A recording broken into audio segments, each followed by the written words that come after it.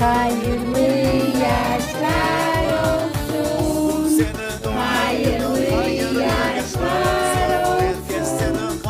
Hayırlı yaşlar olsun. Kudretli hayırlı yaşlar olsun.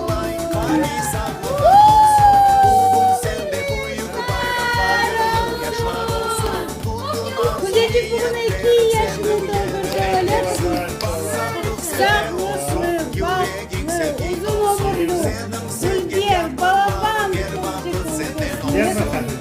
ana babasının sözünü dinlesin. Daha niye bileceğim? Uzak olmuyor. Şimdi gündüz